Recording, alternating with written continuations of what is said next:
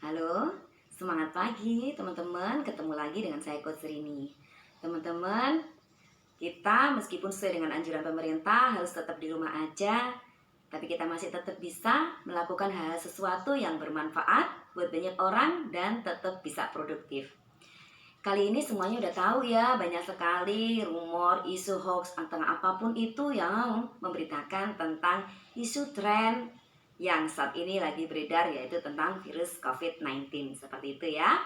Kali ini saya akan memberikan sharing meskipun di rumah aja, apa sih yang bisa kita lakukan untuk mencegah, menangkal virus masuk ke dalam tubuh kita. Sharing kali ini tentang bagaimana cara meningkatkan imunitas tubuh kita. Kita harus tahu apa sih itu imunitas. Jadi imunitas itu adalah suatu sistem pertahanan di dalam tubuh kita, bagaimana tubuh kita melawan masuknya patogen, bakteri maupun virus yang merugikan untuk kesehatan tubuh. Jadi semacam tentaranya tubuh kita seperti itu ya. Dengan sistem imunitas yang bagus, yang baik tentunya, tubuh mempunyai sistem pertahanan untuk menangkal masuknya patogen ataupun apapun itu yang tidak diperlukan oleh tubuh.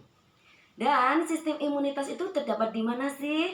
Sistem imunitas itu terdapat dalam sel darah kita. Lebih tepatnya di dalam sel darah putih. Jadi sel darah putih inilah yang merupakan pusat dari produksi tentara di dalam tubuh untuk melawan yang namanya patogen, bakteri, virus, atau apapun itu ya.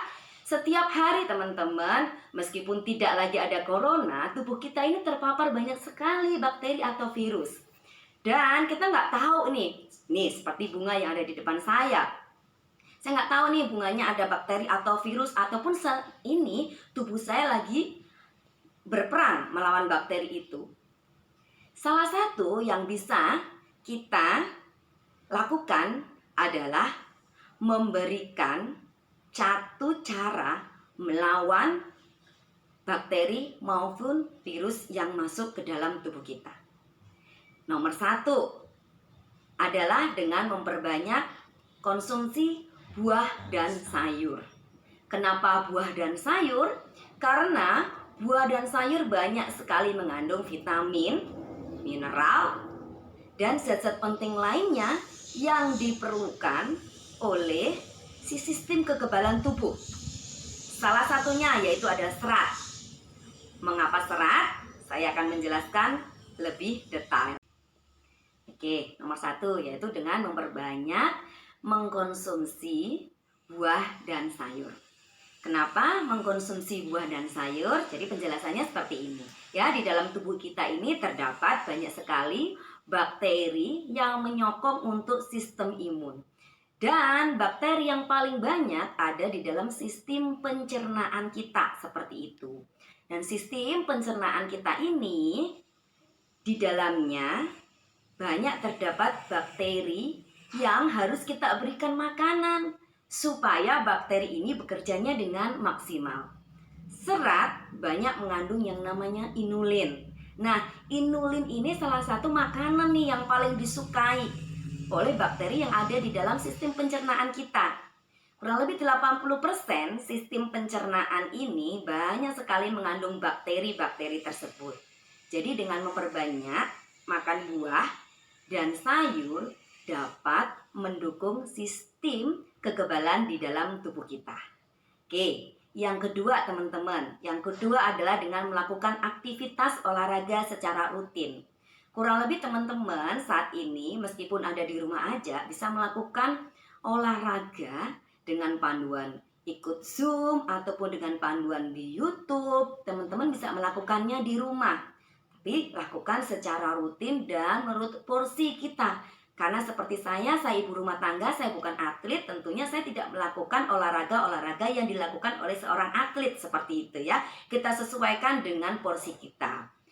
Dan untuk olahraga saya bisa memberikan sedikit tips. Kurang lebih 10-15 menit kita lakukan yang namanya pemanasan terlebih dahulu. Dengan melakukan pemanasan atau warming up ya, tubuh kita akan sedikit berpacu nih jantungnya. Dengan jantung yang berpacu, kita akan memberikan peredaran darah yang lancar. Salah satunya adalah peredaran sel darah putih yang tadi sudah saya bilang tentaranya untuk menangkal patogen ya. Kemudian 30-40 menit teman-teman bisa melakukan angkat beban. Ya, angkat beban seperti ini teman-teman. Ya, melakukan angkat beban yang ringan. Sesuaikan lagi dengan porsinya seperti itu. Kenapa angkat beban? Jadi angkat beban ini kita perlukan untuk membentuk massa otot teman-teman. Membentuk massa otot yang baik. Dengan massa otot yang baik dapat membakar kalori lebih banyak. Teman-teman bisa melakukan konsultasi, apa sih olahraga yang baik buat saya, begitu. Sudah banyak panduan-panduan seperti itu ya. Angkat beban tadi kita butuhkan untuk meningkatkan massa otot kita ya. Dengan massa otot yang meningkat tinggi seperti itu ya teman-teman, baik sekali untuk membakar kalori di dalam tubuh kita. Jadi teman-teman gak mau kan langsing kurus tapi lemaknya tinggi. Nah, kalau teman-teman mau berkonsultasi, ini dia yang namanya Tanita. Di sini bisa mengukur apa aja komposisi ideal di dalam tubuh kita.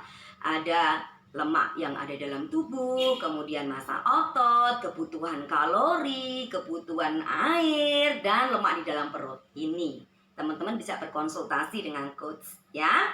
Dan yang selanjutnya setelah teman-teman melakukan aktivitas fisik, selanjutnya tips yang nomor 3 adalah hindari stres. Kenapa hindari stres? Karena semakin kita stres nih, harus di rumah aja, bingung mau ngapain, gak bisa keluar, yang biasanya bisa hangout sama temen, yang biasanya bisa jalan-jalan ke mall, ini kita harus di rumah aja. Tapi teman-teman bisa untuk tetap menekan yang namanya stres. Teman-teman, kalau kita stres, kita akan mengeluarkan hormon kortisol yang berlebihan. Dan hormon kortisol yang berlebihan tidak bagus karena dapat menurunkan sistem kekebalan tubuh kita.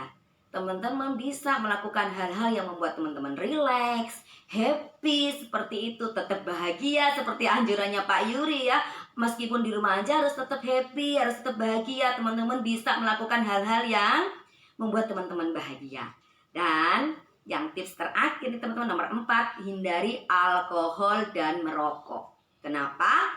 Seperti tadi yang pertama saya sudah bilang, di dalam sistem pencernaan kita itu 80% banyak berkembang bakteri-bakteri yang menguntungkan untuk tubuh kita. Kita tahu kalau alkohol sudah masuk ke dalam tubuh kita, bisa mematikan bakteri-bakteri yang ada di dalam usus. Dan kalau bakteri itu udah mati, ya udah deh, tentaranya banyak yang mati sehingga dapat menurunkan sistem imunitas kita. Dan merokok, kalau bisa hindari merokok teman-teman, ataupun teman-teman sudah mulai untuk tidak merokok, karena merokok banyak sekali kerugiannya untuk kesehatan tubuh kita. Kembali lagi teman-teman, merokok merupakan radikal bebas yang selain merugikan kita sendiri, juga merugikan orang-orang yang di dekat kita yang ikut menghirup asap rokok. Seperti itu teman-teman ya. Radikal bebas adalah suatu semacam zat yang membuat sel-sel di dalam tubuh kita ini bisa rusak, bisa mati, seperti itu ya. Dan tips yang terakhir yaitu cukup istirahat teman-teman. Oke, dan tips yang terakhir, yang kelima teman-teman, harus cukup istirahat. Jadi tubuh kita ini seperti HP teman-teman, perlu dicas. Dan ngecasnya tubuh kita adalah dengan cukup istirahat atau tidur. Di saat kita tidur, itu terjadi proses healing, di mana juga proses regenerasi sel itu terjadi. Sel yang rusak akan diperbaiki dan sel yang mati akan diganti dengan sel-sel yang baru. Untuk kecukupan istirahat masing-masing orang berbeda-beda teman-teman ya. Jadi untuk dewasa kita perlu untuk 7-8 jam cukup tidur di malam hari ya. Dan untuk yang remaja kita perlu 9-10 jam. Saya ulangi lagi teman-teman, untuk meningkatkan sistem kekebalan tubuh, nomor 1 berbanyak makan sayur dan buah.